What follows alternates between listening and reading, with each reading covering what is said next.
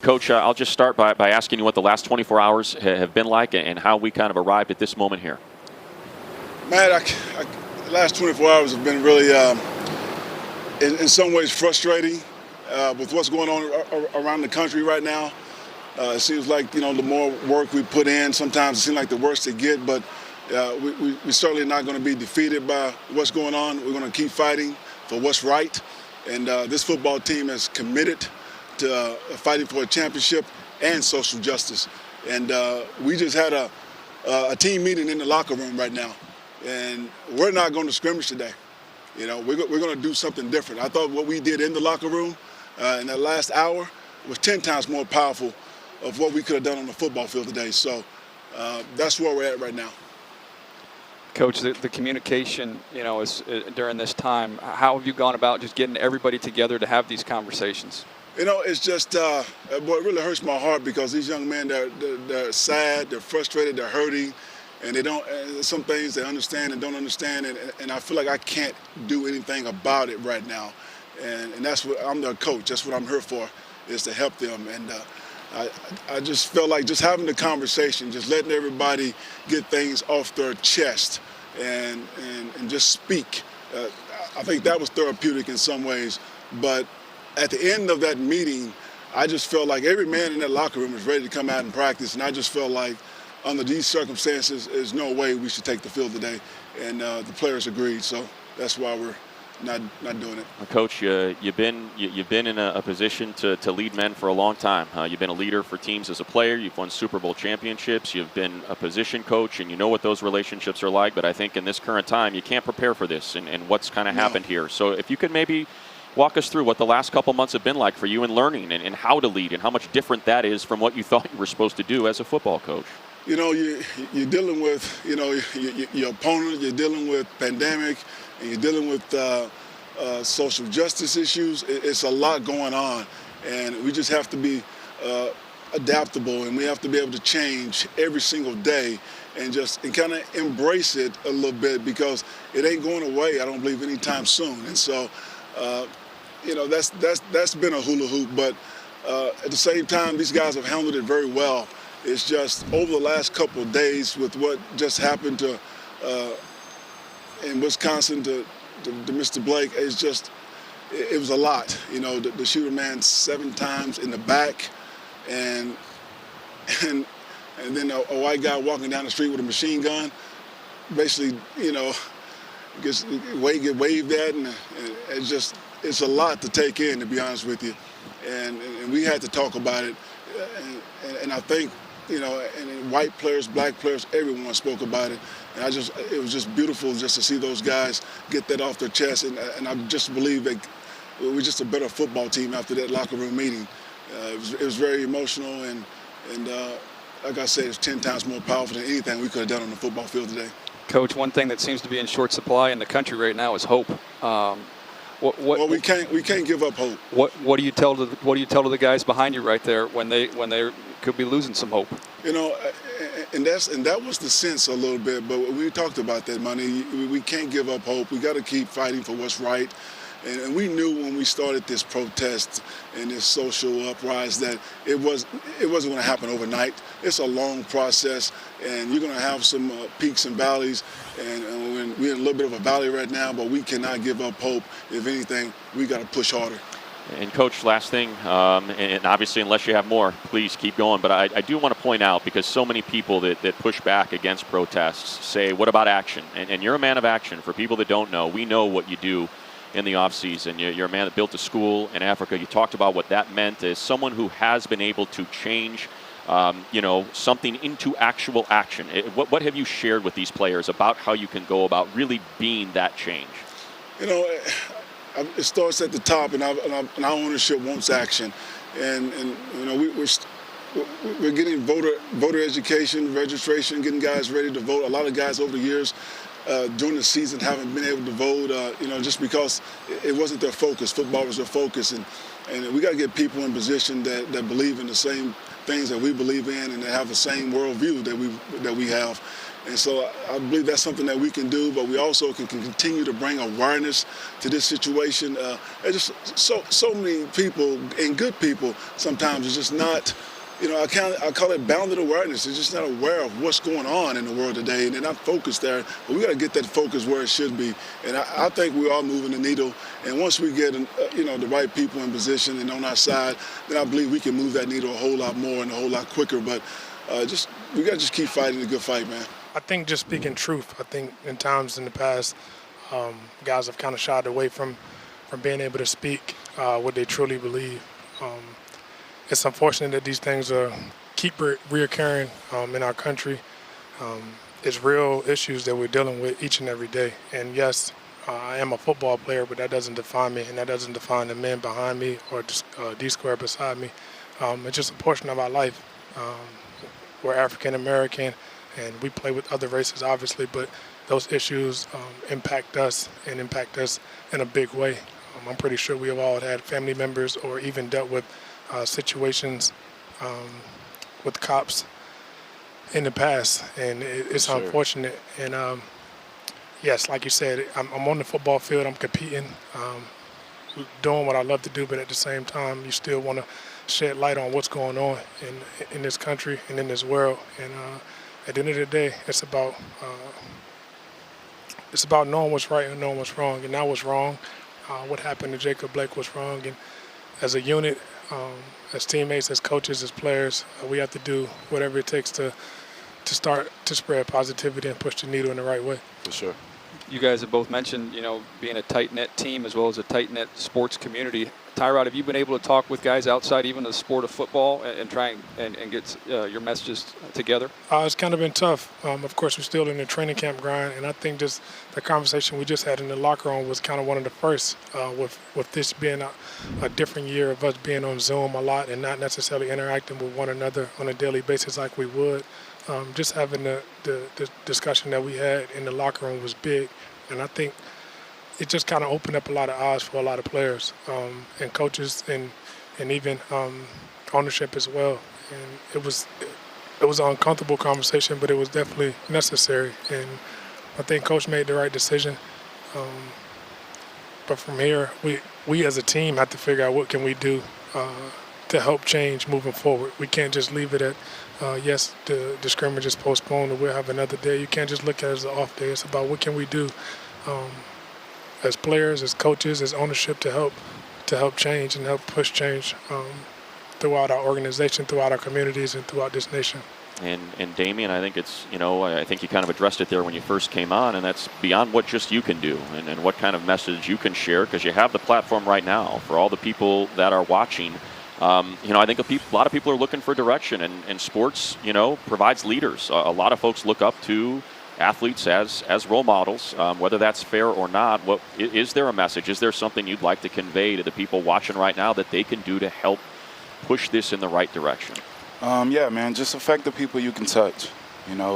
Right now I'm on a platform where I can touch a lot of people, you know what I mean? So, like I said, man, just affect the people that you can touch. The people that's, kind of desensitized to the situation, man. We see things on the media every day, and, at some point, we just make those things a thing of the past or things that happen. We make them normal. This isn't normal. And we cannot allow the media to make this normal, because we've been seeing riots every day. And we've been seeing brutality on the TV in some form replayed every day, and athletes venting on TV every day. We can't make this a thing. We can't continue to live like this. We can't continue to turn the TV on and Black Lives Matter is plastered all over the place because of police brutality and things that's done to the black community, man. This is not normal. This is not something that we need to make normal, and I think people need to pay attention to that. Yeah, I'm just really glad that we had that space together to talk about what we feel like is the appropriate message to send and the appropriate steps to take forward. And what we came up with was that we didn't feel like this was the right space to be out here in the mindset that we're all in, really affected by what's happened, to be out there practicing right now. Instead, we wanted to use this space and this platform that we have to actually advocate for some real social change. We're not talking about symbolic change. We're talking about real change in the lives of black and brown and poor communities all over this country. We saw some real legislation, real, not empty promises from both sides of the aisle, Republican, Democrat, whatever. We want real change for our people. And we're talking about state and local governments and the federal government. We want some people that are going to be in there that are actually representing us, that are actually representing our needs of our community. And we felt like this is the right platform to really advocate for that. Ty, how do you go from sympathy and empathy to action? Yeah, I think that was a thing we were talking about, and me and my wife were talking about this last night. It's like this world needs more leaders. We need less followers and more leaders. It's time to step up. Like when you know something's wrong, let's point it out and be better. And the thing that's tough is listening to all my teammates, my brothers talking, and it's tough hearing some of the things that maybe I didn't have to deal with as a young kid. And growing up in Atlanta, playing football, with those guys, I was so blessed to be just with everybody. I grew up with every skin color, and I'm so blessed to have that. And, I think that's one thing that this world needs to see is, like, we're all the same. It's just frustrating to see that people are still treated differently because maybe their skin or whatever it is. At the end of the day, we all have conscience. We all know what's good and bad, and it's time for everyone to step up. I mean, at the end of the day, we need more leaders and less followers. And, if you have something on your heart, say it. Have the tough conversation and go for it, because at the end of the day, if we're not making this place better, what are we doing?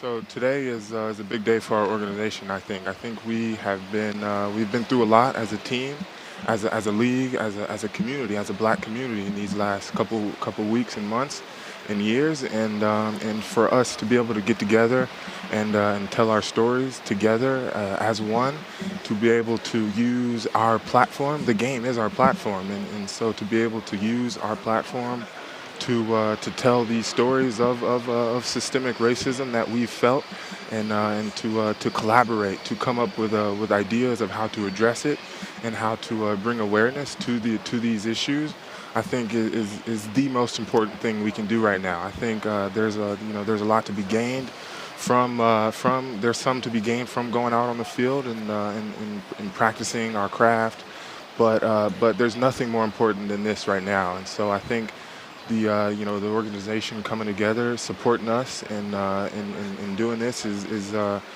could not be overstated. I mean, as a professional athlete, you're basically not told, but expected to compartmentalize a lot of things, and we do as professional athletes compartmentalize a lot of things, and we don't say a lot of things, and we don't react to a lot of things that we see in the media. But for something like this, you just really can't ignore it. And something has to be said, and if nobody's going to listen, then somebody's going to listen to us, because obviously, you sit and watch us play from years and years on, and for hours out the day, you sit and watch us play. So now, hopefully, they'll sit and watch and listen to what we have to say, because at the end of the day, we're not blind to what's going on. We are impacted by what's going on, and everybody's entitled to their feelings, and we are as well. So with that being said, obviously, just trying to raise that awareness for people who don't get to see that, and people who don't understand what's going on. Yeah, I think I always say this. It's a testament to our organization and the guys that we have on our team. Like, you talk about somebody like Anthony Lynn coming into the locker room, opening it up to the players, and him being willing to have an open conversation, I think is huge, especially right now. And then you got guys like Justin Jackson that are standing up saying, how could we possibly miss this opportunity to talk about these things and talk about people getting killed by police in the streets daily? How could we pass up that opportunity? So I'm thankful for the people that I have around me and my peers. Michael, I'd be curious what your message has been to your white teammates, and for all the white people that are watching you right now. What they're asking, what can I do? What's your message to them? Well, first and foremost, you kind of look at it from a perspective of, I'm playing football and being around football my entire life. The teammates that you create and what is created throughout your entire life is you kind of don't see what goes on in the world. But as you get older, you start seeing what truly happens.